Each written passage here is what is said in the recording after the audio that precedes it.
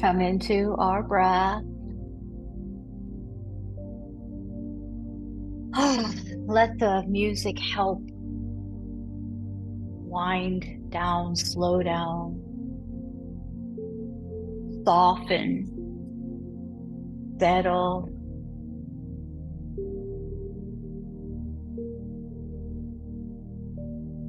Allow ourselves to release the tension in the jaw and just be with ourselves for a few minutes to hear this incredible message offered to us by this amazing writer. Welcome to Zenful Conversations. We're here in this community every single day. We're in our 6th year, and this year, the Book of Awakening is the book that we are following. You don't have to have the book. We're here every single day. The Book of Awakening by Mark Nepo. The Book of Awakening by Mark Nepo. You don't have to have the book, but I must say that I think it's a beautiful book and one that would definitely be welcomed in my library. This New York Times bestseller is described as having the life you want by being present to the life you have. I think that's what I'm recognizing here. I wasn't fully present.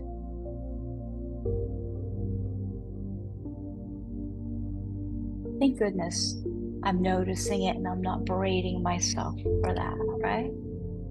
Good job recognizing that, Jen. This is how we turn the page. Having the life you want by being present to the life you have. The message we're offered for March 4th for this day number 1863 is titled, For What Are We Saving? For what are we saving? For what are we saving?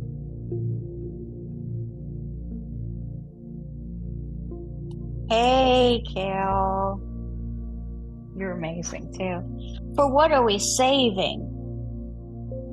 If the love I have isn't working, what good is money? Boom, bam. If the love I have isn't working, what good is money? So often we put externals first, out of worry, out of fear, out of obligation.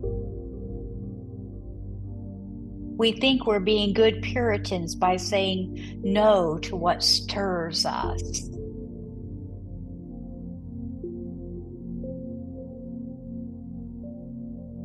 In the 1960s, the well-known psychologist Abraham Maslow conceived of a hierarchy of needs in which he established that human beings must provide for basic physical needs, such as food and shelter, before they can attend to their inner needs, such as self-esteem and right relationship. We went over that book in the conversation, the self-discipline year. I don't remember exactly what year that was off the top of my head. I think that was 2021. Yeah, 2021. We studied, our year was the year of self-discipline. 365 days of self-discipline was that year. And we talked about that. We read that book.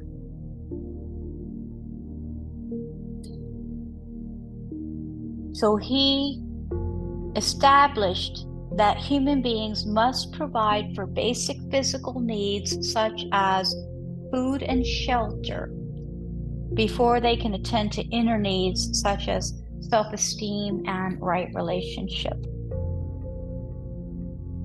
While this in part is true, I believe there is a dimension of the inner life that is as imperative and equivalent as food and shelter.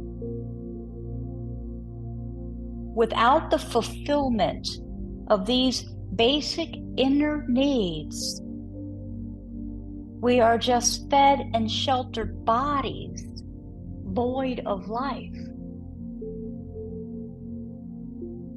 Without love, truth, and compassion, all the comforts of modern life don't matter,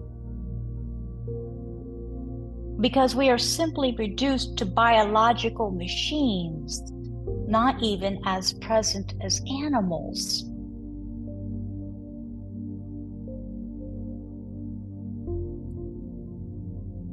Without this understanding, we often defer the risk to love. I need to establish myself before I can get involved. I need nice clothes first. I'll become physically desirable first. I'll eliminate all my problems first. We also defer love once it is before us, under the guise of safeguarding our future. I won't call long distance now because I'll need the money when I retire. That sounds so out of date anymore. I won't meet them at this concert now because I need the money for a new car in 6 years. I can't afford to enter counseling with my partner because we need storm windows. Certainly, absolutely, we have to balance and make choices. But with no love in the house, there is no need for storm windows.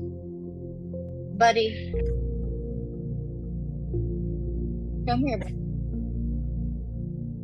Come here. Come here. It's okay.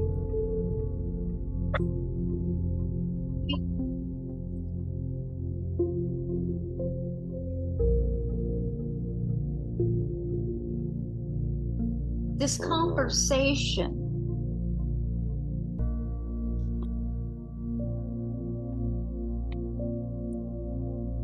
conversation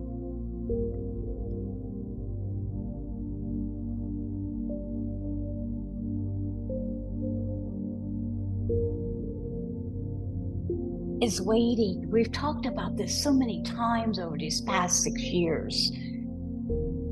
Waiting for this to get done before we do that. This has let us put ourselves on the back burner for a good portion of our lives. This waiting.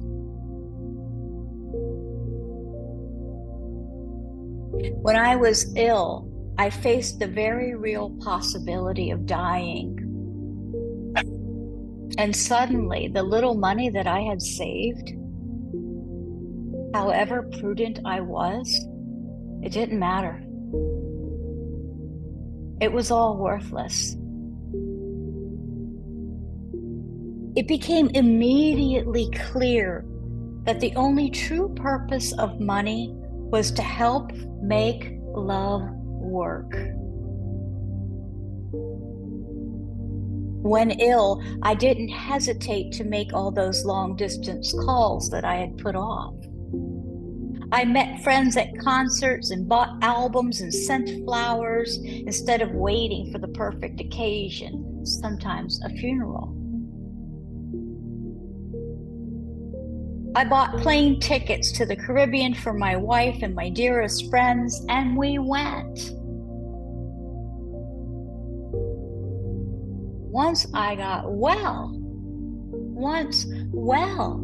I couldn't go back to deferring my life under the guise of saving. I still saved some, but now I feel compelled to use whatever money I can afford to make love work, to bring truth into being, to allow generosity and compassion to flourish.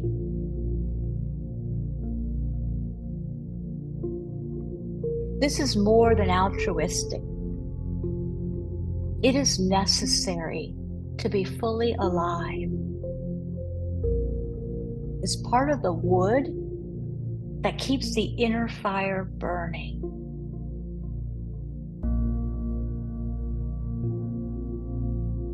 I am now forced to ask,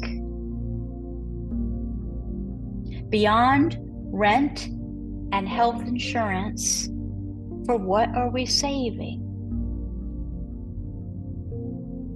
If the love we have is not brought to life out here in the world, we risk saving for a future that may never come, or that, in fact, may find us just ghosts of spirit, unable to live it because we've squandered our chances to love along the way.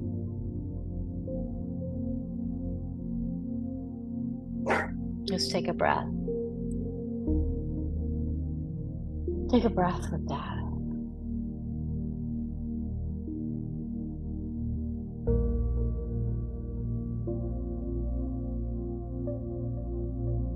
Let me bring it back. When I was ill, I faced the very real possibility of dying, and suddenly, the little money that I had saved, it didn't matter. It really was all worthless. It became immediately clear that the only true purpose of money was to help make love work. When ill, I didn't hesitate to make those long-distance calls I always put off. I met friends at concerts and bought albums and sent flowers instead of waiting for the perfect occasion, which is sometimes a funeral.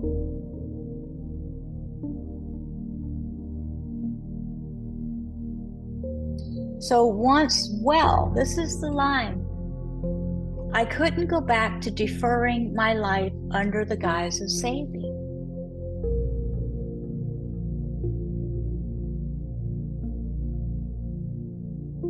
Necessary to be fully alive. This is that, don't save the china for a special occasion. Being alive is a special occasion.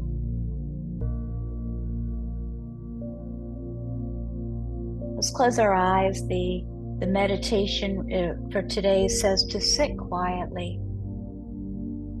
Sit quietly and meditate on the love you carry for someone dear. The love you carry for someone dear. Meditate on that. Breathe deeply and allow yourself to feel that love and how it wants to be expressed.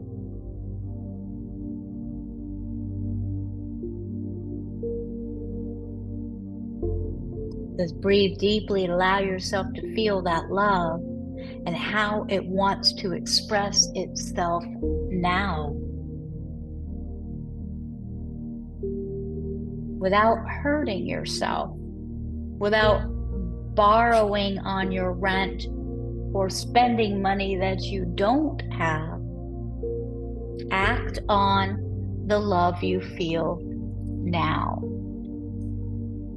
Do not defer its expression. Call. Send the flowers. Gas up the car and go. If you truly don't have the money, call out with your love anyway. Energy. Entrust it to the universe. Be the love you feel now.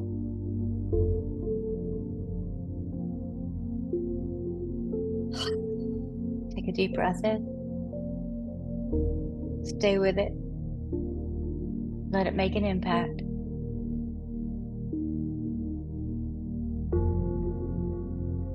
Gently open your eyes. Sorry if you heard the dog barking and all of that.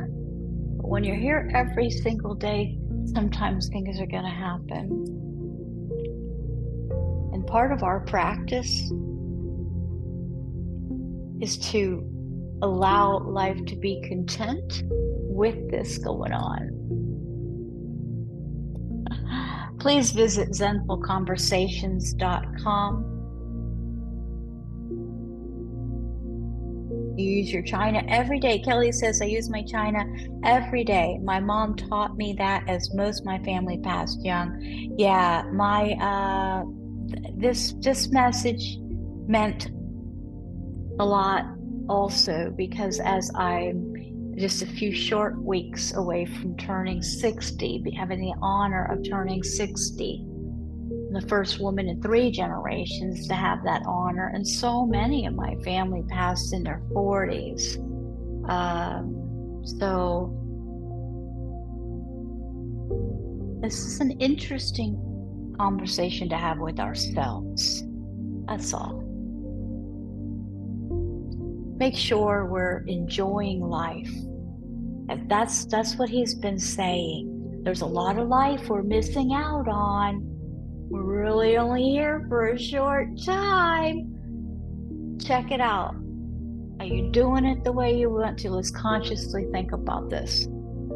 Make changes where we want to. Dig in deeper where we want to. I like this about myself. This staying. It don't matter what you think. It matters what I think. Raises my frequency. This is what we need to do. Thanks again for being here for this practice. Please visit zenfulconversations.com. Sign up for something. Thanks again, in deep gratitude. Namaste. See you tomorrow.